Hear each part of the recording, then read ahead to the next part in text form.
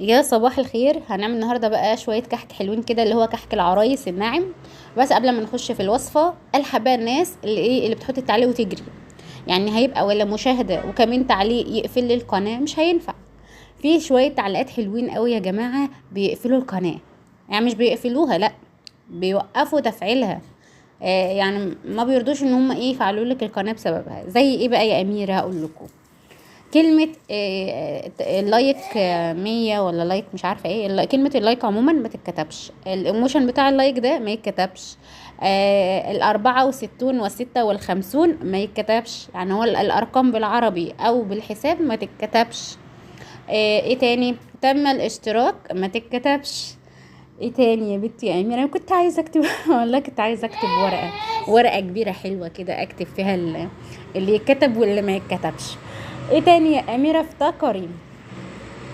تم التواصل ما يتكتبش. معاكم ام عبير ما يتكتبش. يعني واحده تكتب كده التعليق ومعاكي في الاخر ايه؟ معاكم ام عبير ما يتكتبش. ما يتكتبش يا ام عبير. يا ام عبير القناه مش عايزه تتقبل. ايه تاني يا ولاد؟ ايه تاني؟ الحاجات دي كلها ما تتكتبش من الاخر. ايموشنات ما تتكتبش. تكتبوا حاجتين بس. يعني لا، تكتبوا بقى تعليق حلوه كده، ايه يعني يفرح القلب كده. بس تكتبهم ايه بقى؟ حاجه خصوص الفيديو. انا منزله عن الكحك. الله تسلم ايدك يا اميره على الكحك. ما مش عاجبك الكحك؟ ايه ده يا اميره؟ الكحك ده اللي ما يتشافش كده. فاهمني؟ التعليق يتكتب بخصوص الفيديو اللي انا منزلاه. انما معاكم مش عارفه مين واللايك مش عارفه مين ودي مش عارفه واي كلمه الميم كاف دي اللي هي قال ايه يعني مشاهده كامله، فهم عاملينها بلغز. لغز عشان ما حدش يفهم ان هو لغز. لا، ما يتكتبش. انا هو اي حد بيعلق عندي بضمير هخش اعلق، واي حد يعلق عندي مش بضمير هخش برضو كشاير له الفيديو. ما هي دي بقى حاجه ايه؟ ضمير. والضمير صاحي صاحي، الضمير نايم نايم. دي حاجه ايه ترجع لك، وحاجه ايه ما بينك وما بين ربنا. تعالوا بقى ايه نصلي على الرسول كده ونخش في الوصفه اللي خلصت دي اصلا. انا عندي هنا عامله كحك، ومعلش ان انا طولت معاكم. عندي هنا الكعك اللي هو ايه بقى؟ الناعم ده الدايب ده حلو قوي. نعمله ازاي؟ عندي 2 كيلو من الدقيق، عليهم كيلو من السمنه. كيلو و100 جرام من السمنه.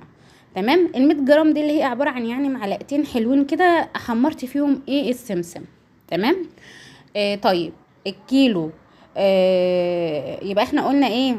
انا فصلت. عندي اللهم صل على النبي يا اميره. هصوت.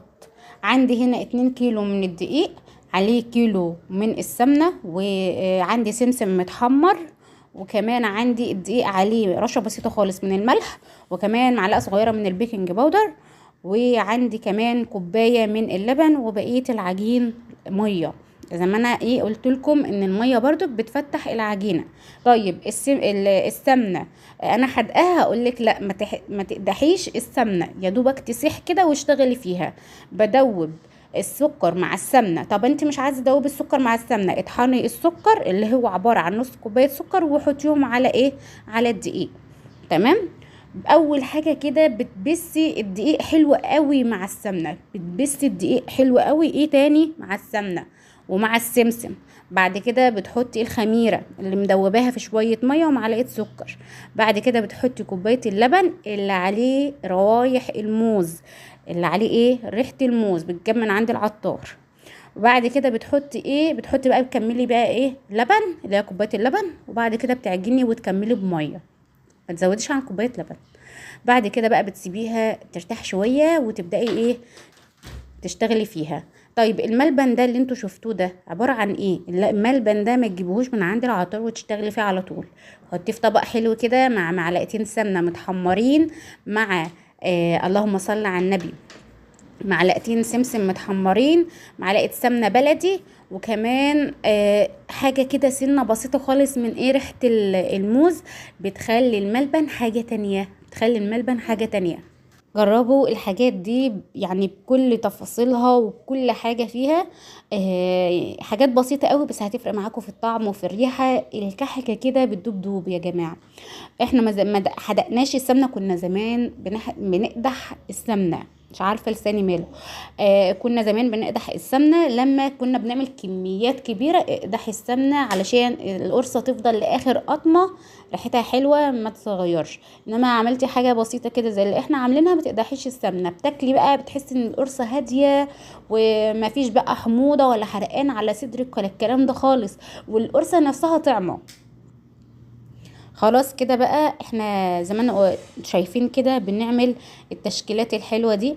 اختي بقى كانت بتنقش من ورا ماما، يعني ماما كانت بتبطط كده زي ما انتوا شايفين الطريقة، واختي كانت بتاخد منها، واختي التانية كانت بتصور. انا كنت بعمل برضك ايه اللي ماما بتعمله ده، بس على الجنب التاني، انا ما صورتش خالص في الفيديو ده. ربنا يديها الصحة والدتي واخواتي، ربنا يديهم الصحة، يرحمكم الله.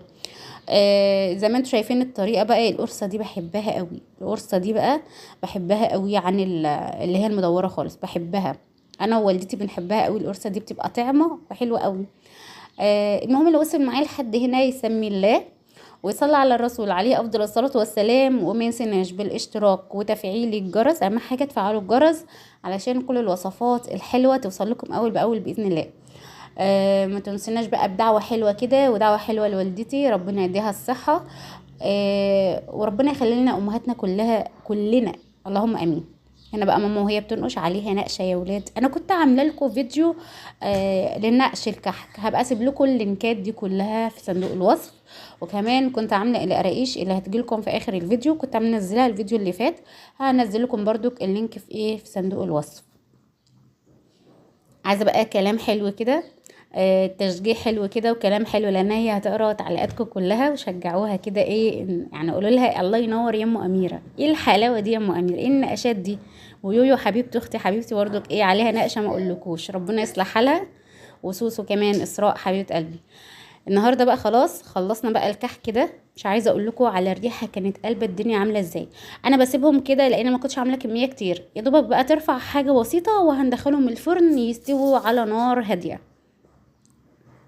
ايه رايكم يا ولاد؟ عقبال كده ما نعمل الكحك بتاع العيد والقرص بتاعه العيد، بس الحاجه بقت نار وحاجه غاليه غاليه غاليه، ربنا يسترها ويعديها على الخير، لان الحاجه دلوقتي بقت بتكلف.